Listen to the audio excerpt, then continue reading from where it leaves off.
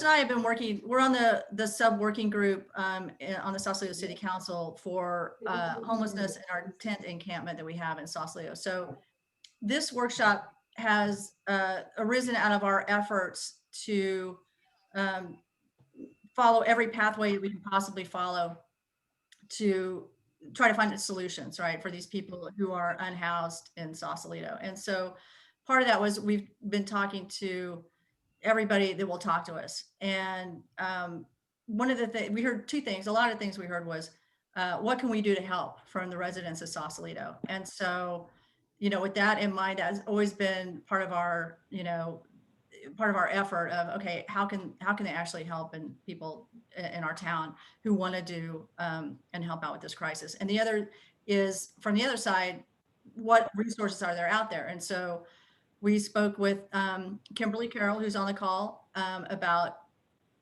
a potential solution to rapidly bring on new housing units to house the unsheltered. And so we've been working so closely with our county supervisor, also Stephanie Moulton Peters. And so she's kind enough to be here tonight and be part of this conversation. So Stephanie, thank you for muting.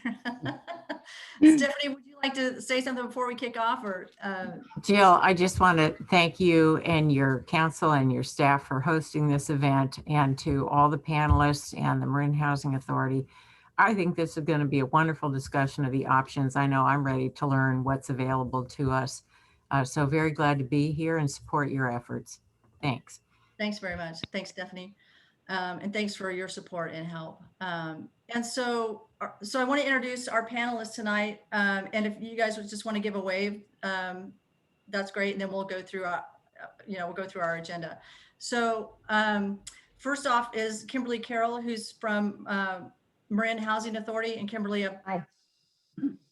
Anyway, I think hi.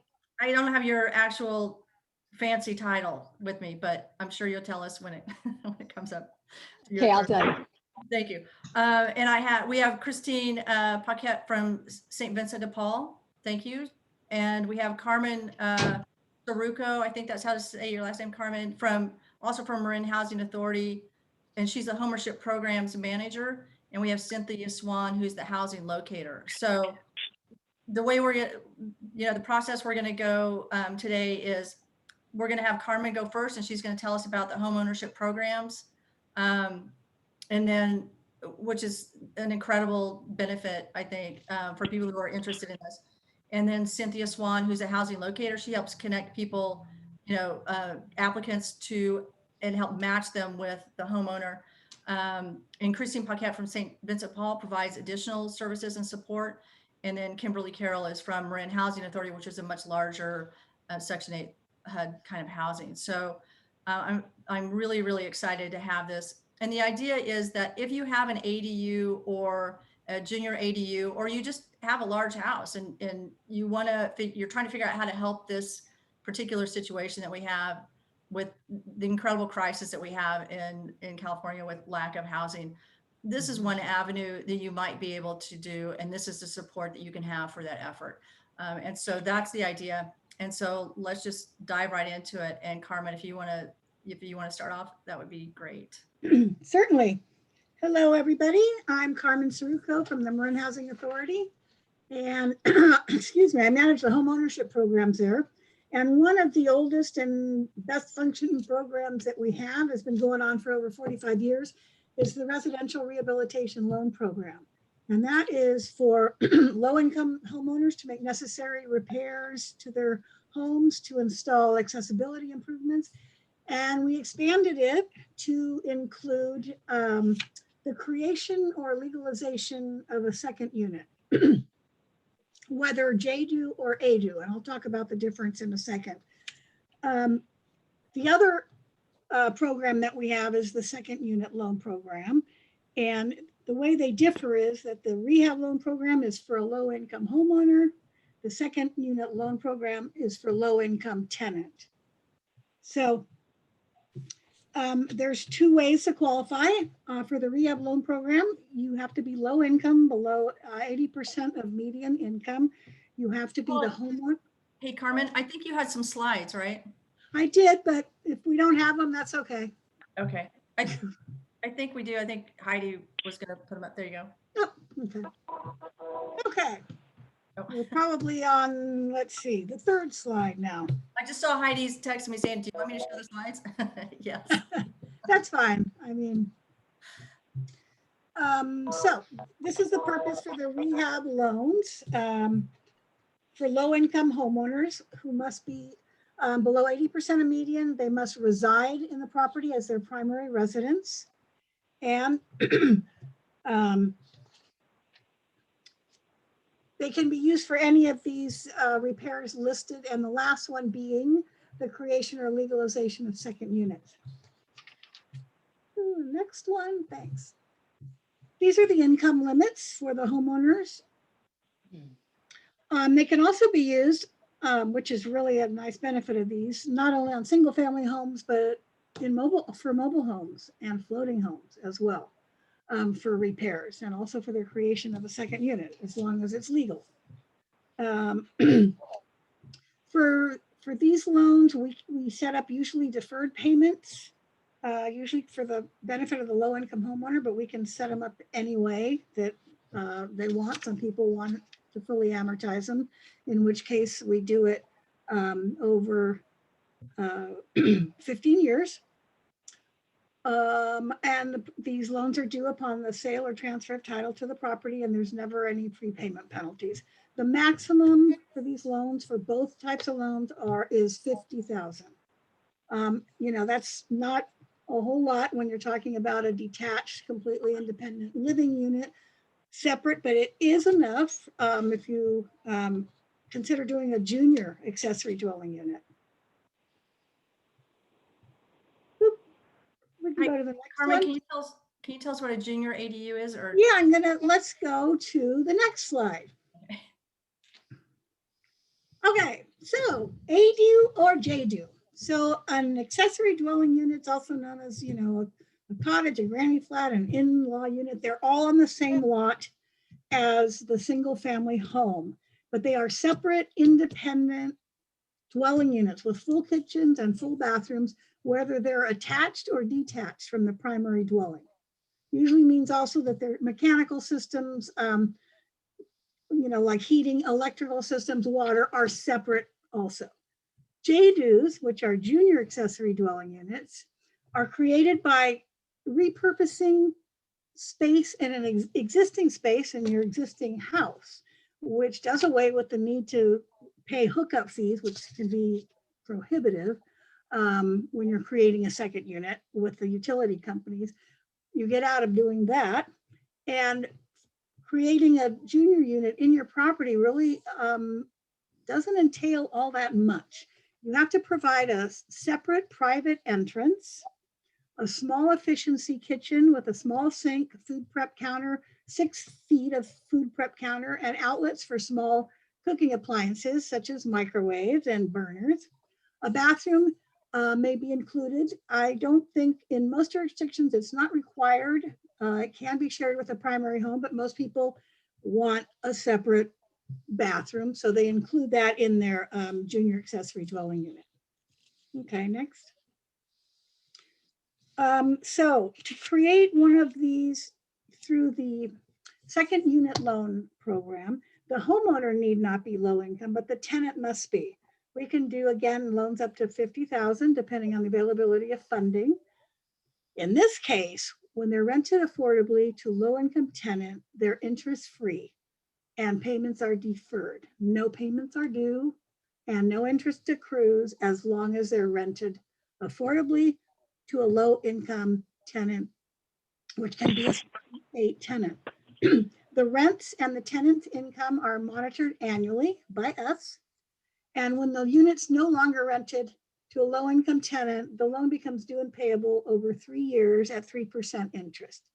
Again, there's no prepayment penalties, and funds are dispersed for both programs as the project progresses. In other words, your funds are set up in a disbursement account in our office, and we release the funds and pay contractors directly or reimburse the owner after they've paid the contractor. So the next slide has my contact information and also Cynthia Swan's contact information, who's going to follow me right now. She's the housing locator, and she'll talk a little bit about how do you get one of these low-income tenants into your property as a tenant in a JDU or ADU. Thank you. Hi, everybody. I am the housing locator for the Marin Housing Authority, and I've been working with them for 4 years. Yeah, hold on a second. Sorry, I forgot to say, if people want to ask a question, type it in the chat. That was sorry about that. Go ahead. Sorry, Cynthia. Should I wait to see if there's a question there? No? Yeah, I see one. Let's see. Okay. No, that's not a question. Oh. Okay. That's okay.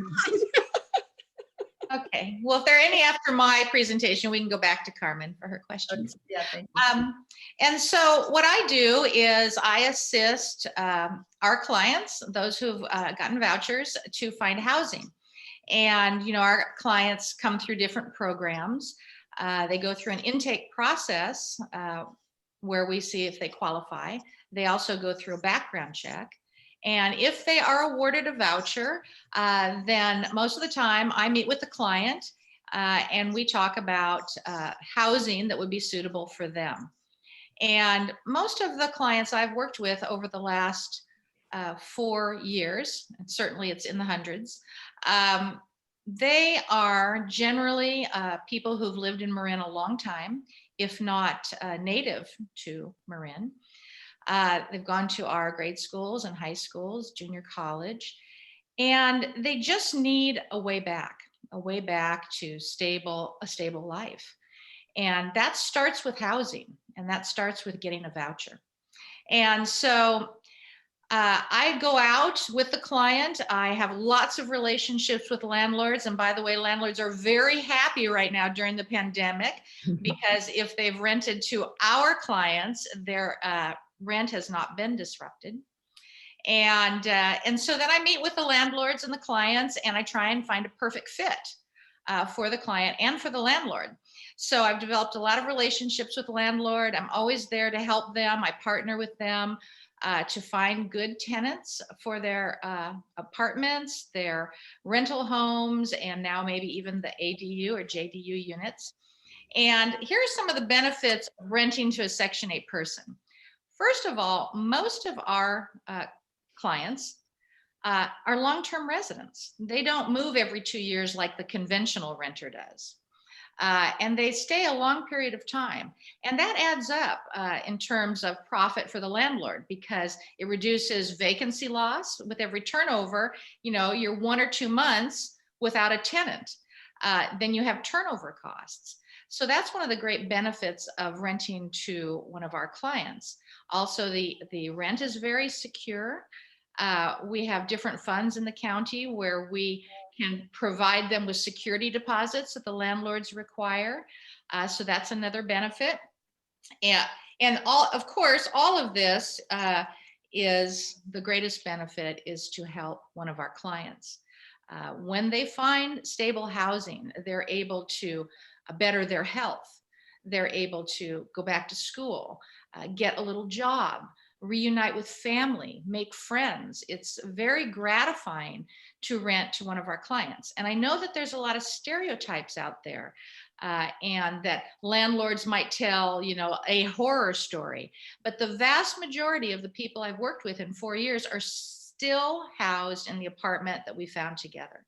And they've been very successful. So let me just talk about what if something does go wrong with one of our clients, that things aren't working out, that there's a problem. I will always step in, and so will other people in the Housing Authority, to try and resolve the issue. You're not alone. You have the Housing Authority there to help you. And I'll try and resolve the issue. And if the issue can't be resolved, then we will seek other housing for that client. Keep in mind that if a client is evicted, they lose their voucher. So it does not benefit them to go through an eviction. So if the problem can't be resolved, they are willing to work with me to seek other housing. So there are a lot of benefits to renting to Section 8 people. And so I would like you all to consider that. And for all of you landlords out there, please call me directly and I will answer any questions you have and I will help you look for a great tenant. Thanks, Cynthia. That was great. And I see that Joan Cox has her hand up, so go ahead, Joan.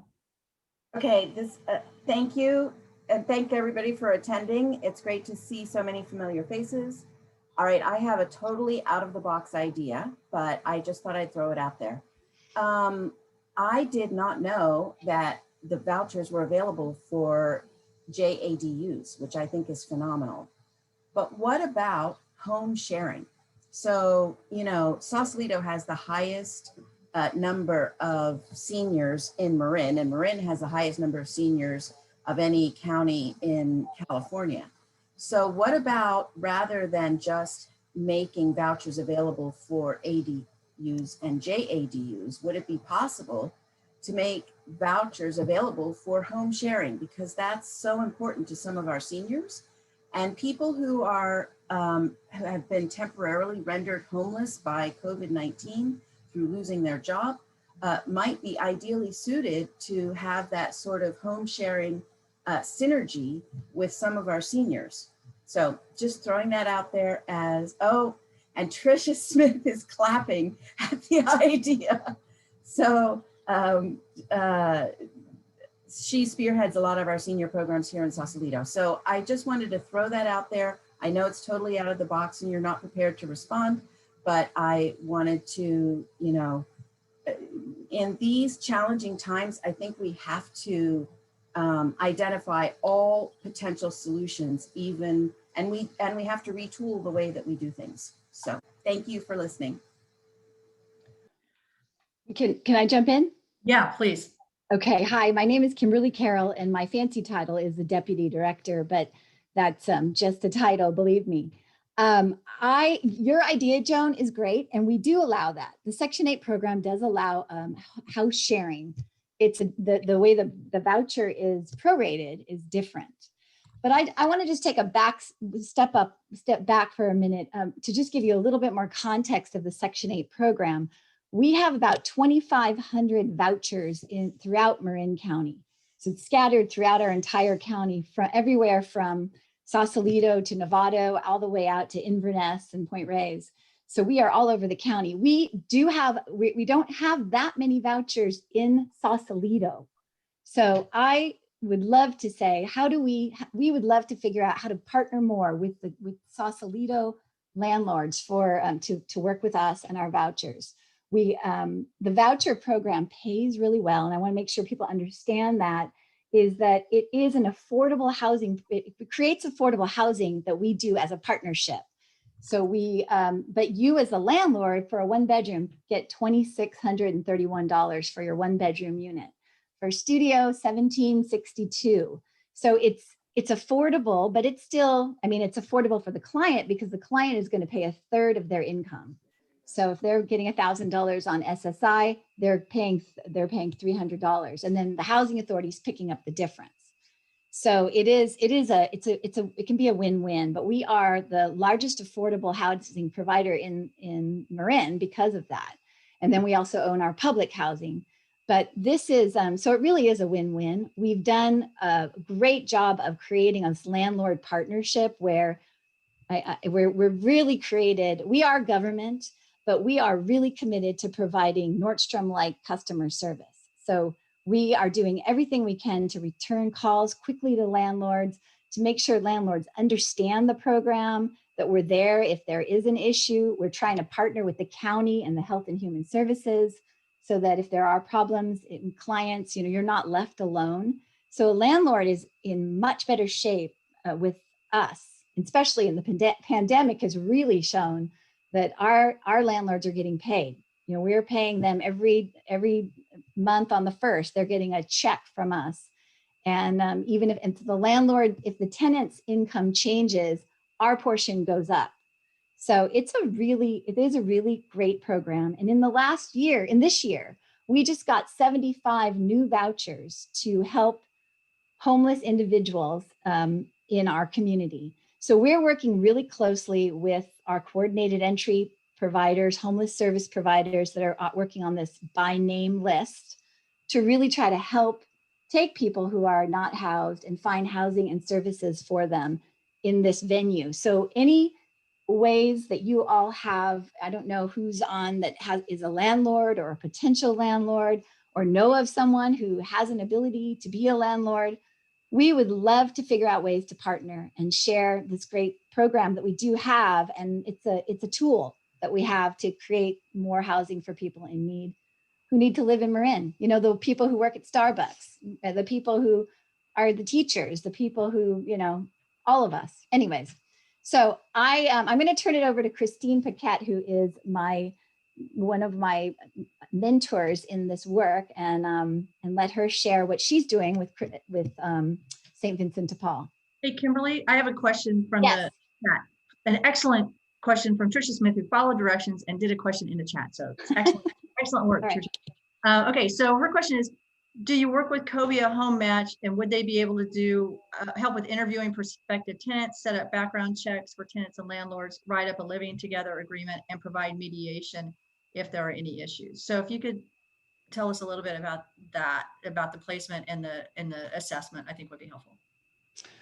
Well, so I don't know Covia Home Match, to be honest with you. I know that in the past we had a different housing match that we did with seniors.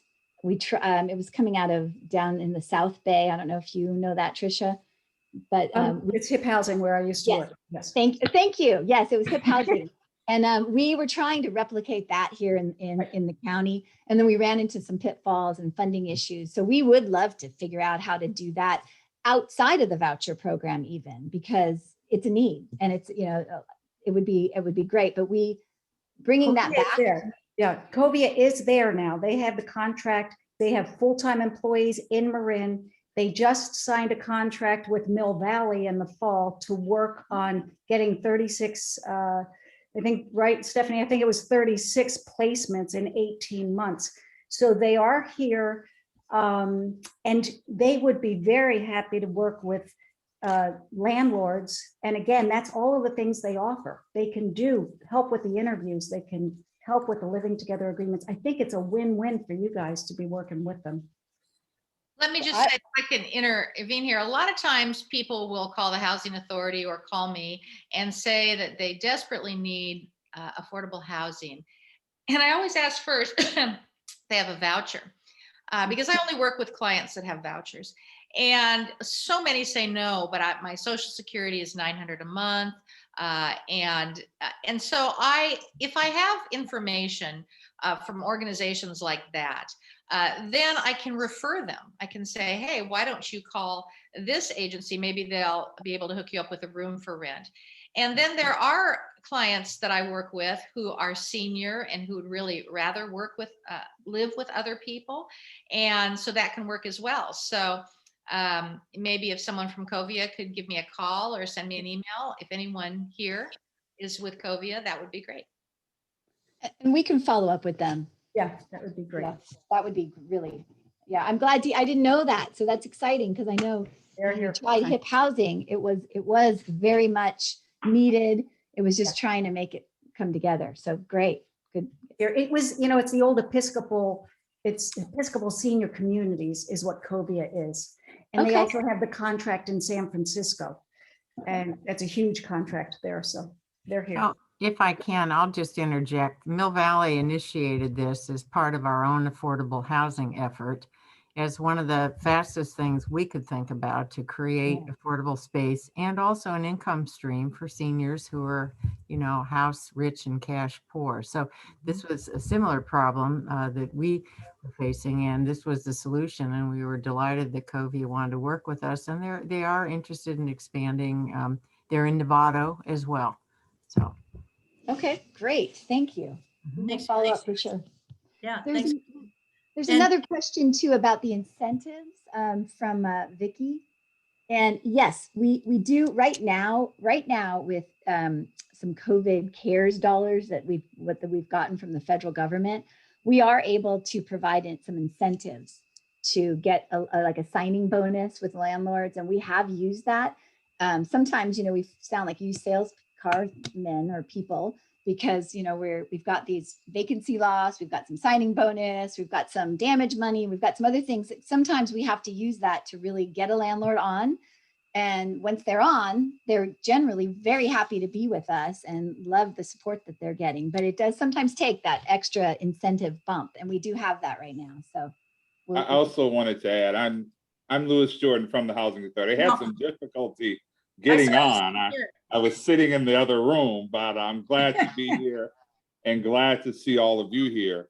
When we talk about our landlord partnership program, and I know I jumped in, I'm not sure if Kimberly mentioned this, but we're only able to do this because of the generosity of the county. HUD does not provide these dollars for us. So we're working with the county, $400,000, I want to say every 2 years, if I'm not mistaken. We've gotten 175 new landlords through this program, and there are a lot of incentives. If a landlord is renting to a Section 8 person, that person moves on, we'll give an incentive to hold that unit for another Section 8 person to come on. If there's damage in the unit, which I'm pleased to say this rarely happens, but if there's damage more than wear and tear, we'll pay up to $3,000 in fixing things up. And again, it just doesn't happen as much as the stereotype might suggest. But what's really important is that we get our numbers up in the Sausalito area with landlords. When you look at the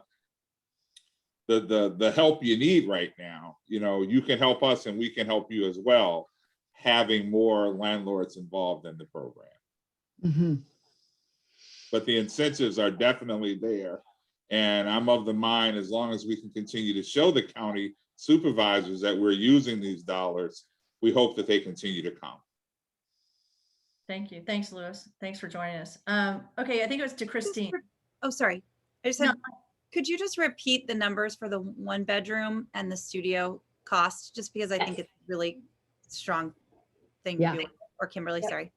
Let me just say for a studio, it's $2,115. And for the 1 bedroom, it's $2,631 that we pay. And then for a SRO, which is a single room occupancy, it's $1,762. So and I think mostly those ADUs would be a studio, or it could be a studio or it could be a 1 bedroom, right? Right. One bedroom, yeah. So it's probably. And Kimberly, these rents are consistent with what market rents are in the community, right? They are. Yeah, so I want to be clear that this is not like a special thing for Section 8. We're aligning our fair market rents with what we think the market is charging for those rents, whether you have a Section 8 voucher or not. Sometimes landlords who aren't familiar with the program kind of think that this is a charity or a special thing they're doing. This is a business proposition that we're getting ourselves into. Okay, we have a raised hand with Vicki, Yeah. Vicki Nichols. So let's. Hi, Mayor Hoffman. Thank you.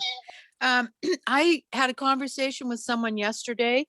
She manages property for people, apartments in Sausalito, and mentioned that the owners had this reluctance about maybe bad experience. I think if this information came out, she wants to fill these apartments. So what's the best way for me to go over and say to her, call these people, this is a good deal, to convince your owners about this?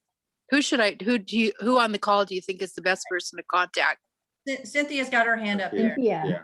And Give my phone number. I'll be happy to talk to them and build a partnership with them. They'll be very pleased.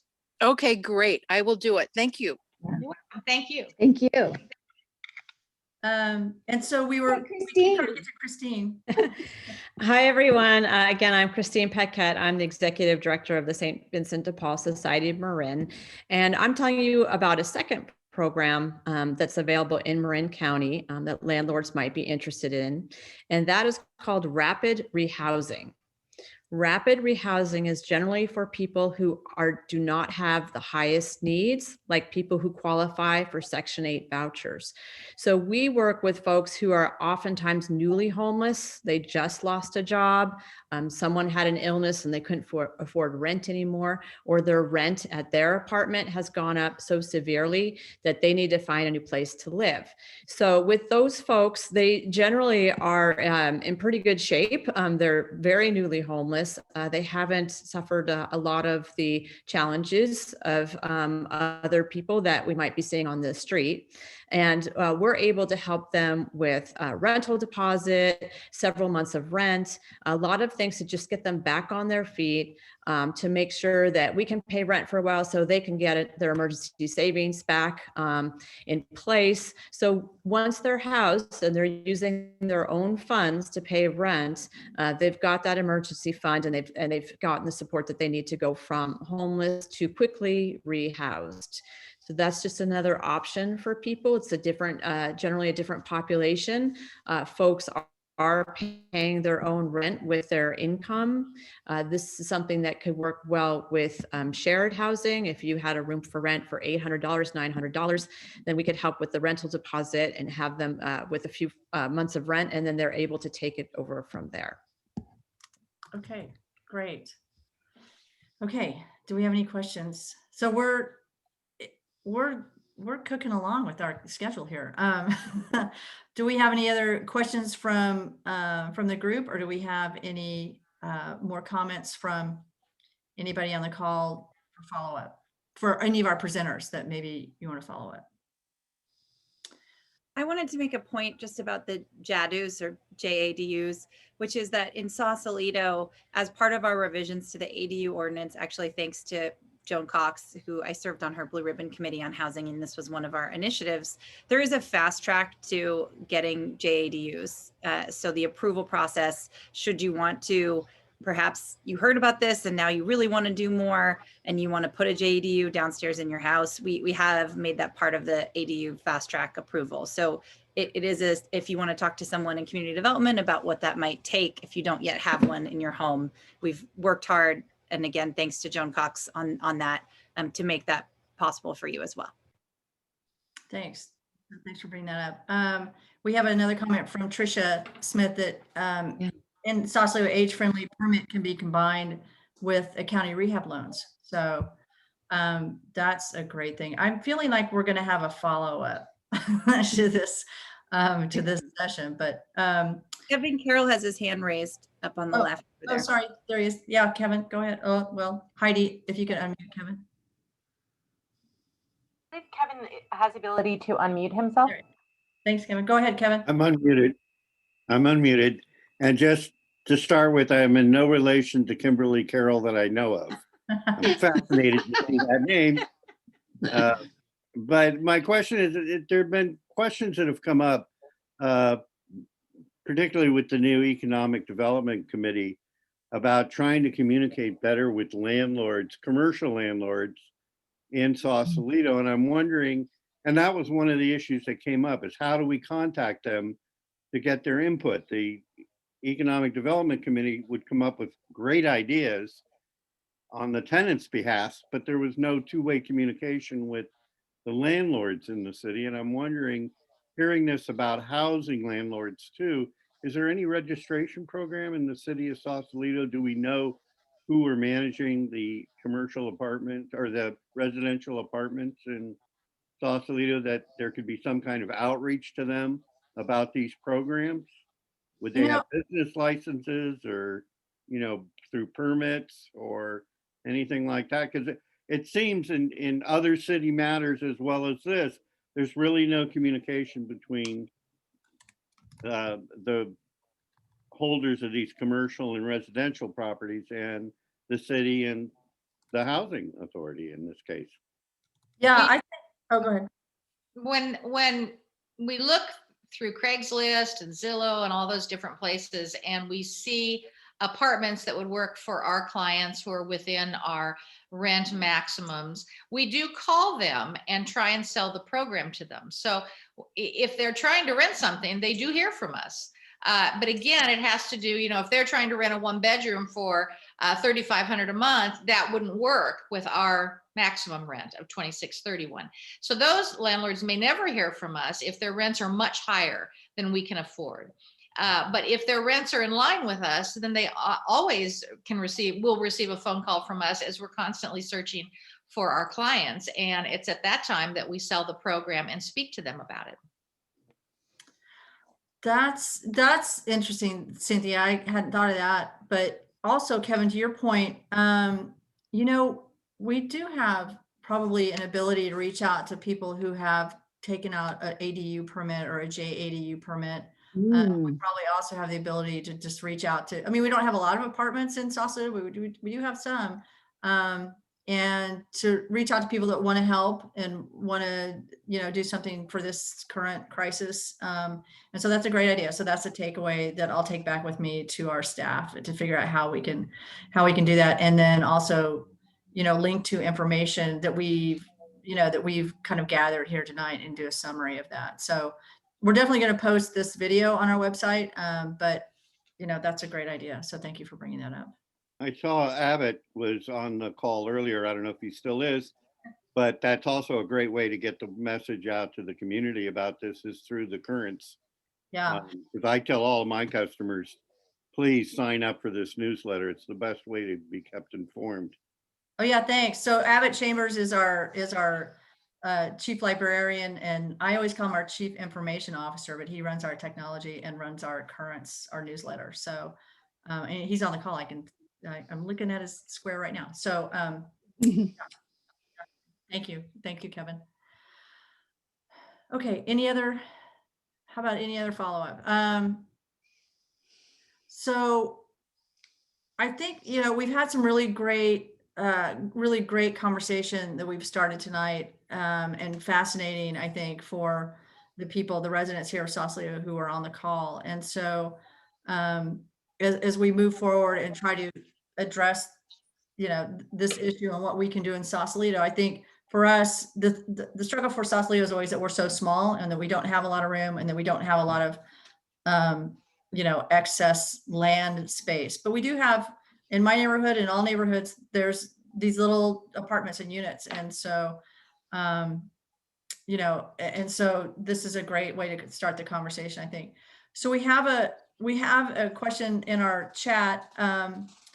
So just, hypothetically, if someone rents to somebody and it's not working out from the landlord's perspective, Cynthia, what would you do? How would you guys handle that? Well, first of all, the landlord would call me, because I built a relationship with them when I found them a client, and say, here's what's going on. How can you help me with this? And I would call the client, the tenant, and I would try and mediate that problem. What is going on? What has happened? What is the reason for this? Is there a misunderstanding? Maybe this isn't a good fit for you. Maybe there's another place that would be a better fit for you. And so we would have that conversation. If I can resolve the issues between the two of them, then they go on, great. If I can't do that, then I immediately launch into, let's move from here and let's find housing that is more suitable for you. So the landlord is always forever indebted when we step in and help them with the problems. And then they always ask me for another tenant. So that's how I would handle it. Okay, thank you. Okay, does anybody else have any questions or any other closing comments? We have about 10 minutes left, a little bit more than 10 minutes. Another clarifying question about the rental costs, just for those on is the maximum rate market adjusted annually, or is it locked in at a rent controlled rate when the tenant signs on? Of the rate, no, I think it's a county ordinance right now, or isn't it? But we don't have rent control. We're not, so no, you're not locked in. Yeah, we don't tie the landlord's hands. They can ask for rent increases, of course, right, within the ordinance of the county or the city, right? And then they would just send the request to us, and we would process it. And if it is, rent reasonable, then we approve them. And I do want to just say for the Section 8 program, to be clear too, we the landlord still has an ability to choose their tenant. So they have their own tenant selection process, whatever. We're not dictating who they need to work with or house. They get to choose. And then they have a lease with their tenant. And then we have a contract with the landlord and with the tenant for being on our program. So it really is that the landlord still has a lot of flexibility, but also has a lot of protections and a lot of support by being a landlord with us. So in my closing comments, I just want to reiterate how important landlords are for us to be successful in this work. Without landlords, the Section 8 program is really worthless. You know, it's just a piece of paper. We need those units. We need that house, that home that the landlord has. And Louis, how much money is it a year we bring in? I was going to say, to put it in dollar figures, in 2021, the Housing Authority will put $45 million into our local economy through landlord payments alone. And that's huge. If you can just imagine for one moment, if we pulled $45 million out of the economy. Yeah. And you know, just to sort of add to Cynthia's point, we really want our partnership with the landlords to be no different than any relationship they have with anyone else. You know, the added protection, if that client is acting out, we can step in and we can say, look, there's some accountability, and 9 times out of 10 it works out. If that client loses his or her job, as Kimberly mentioned earlier, we make up the difference in what, you know, the rent was and what the person's able to pay. So there's a tremendous amount of upside. And more importantly, we're there. When you call, we're there because we want to see this work out for the tenant, the landlord, and particularly for the community.